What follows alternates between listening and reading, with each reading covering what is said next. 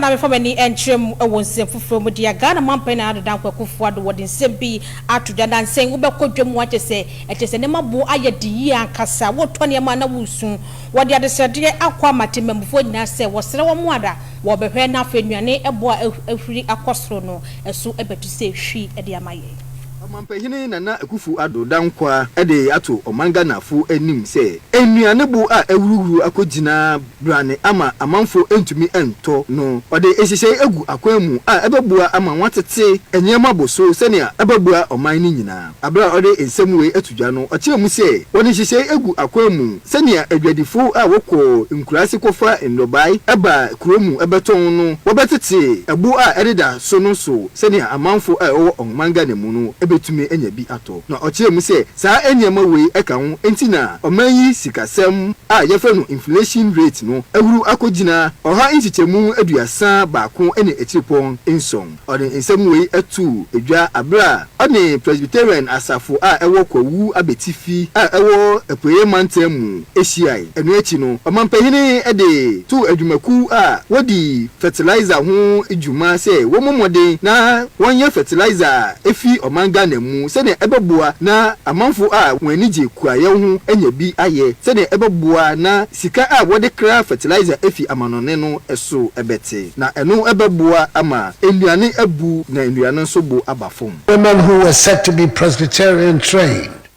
wore it as a badge of honor which distinguished them as adherents to the virtues that are held dear by the faith. They were known to be thrifty, hardworking, and reliable.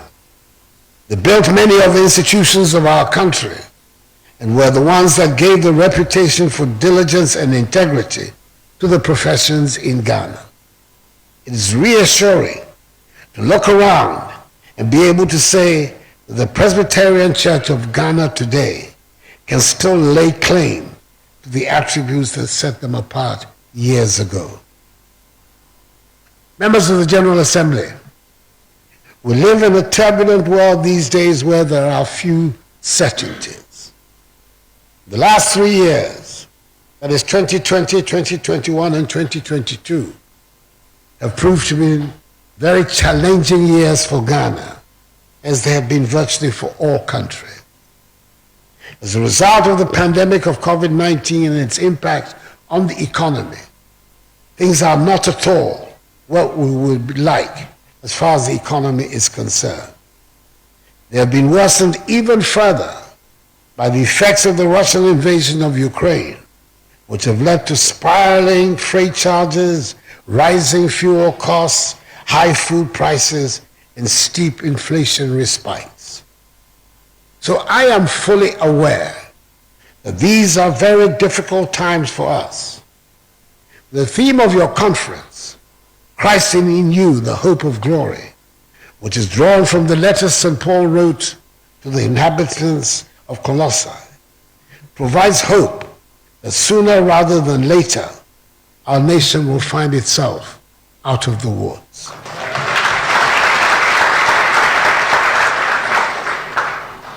The Akufo Addo government has not thrown up its hands in despair.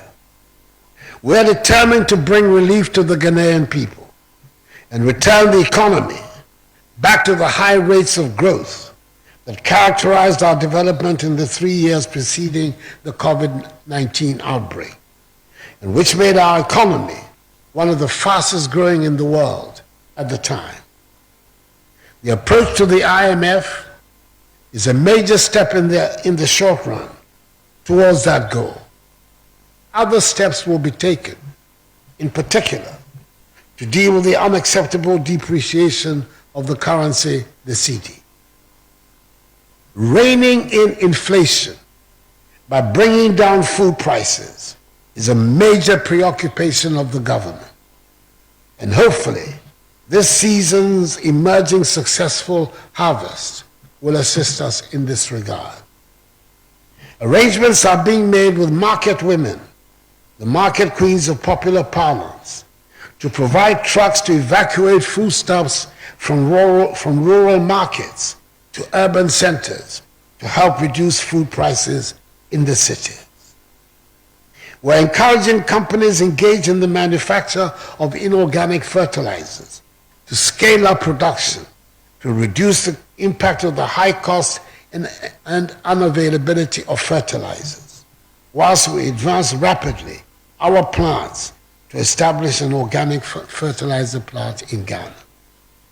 Furthermore, the 100 billion CD Ghana Cares or Bantampa program, our program for post-COVID-19 economic recovery and revitalization, which is being implemented, anchors bright prospects for the medium term.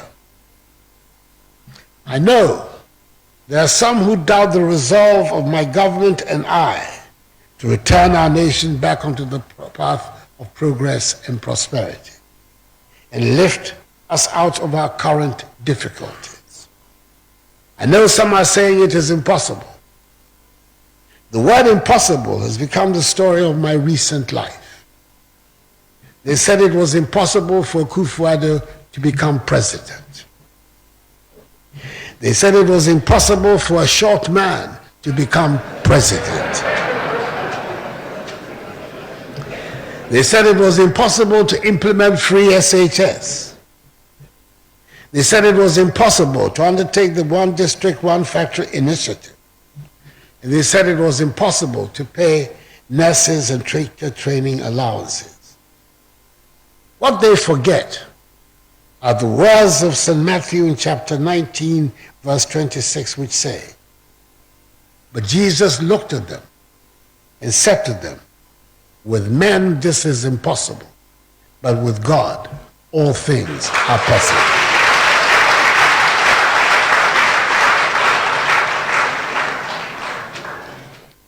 I continue to have an abiding faith in God to help turn the fortunes of our nation around, especially with appropriate policy, determination, and hard work on our part. And I urge all of you gathered here to have that same belief that the fortunes of Ghana under the presidency of Nana Akufo Addo will be restored.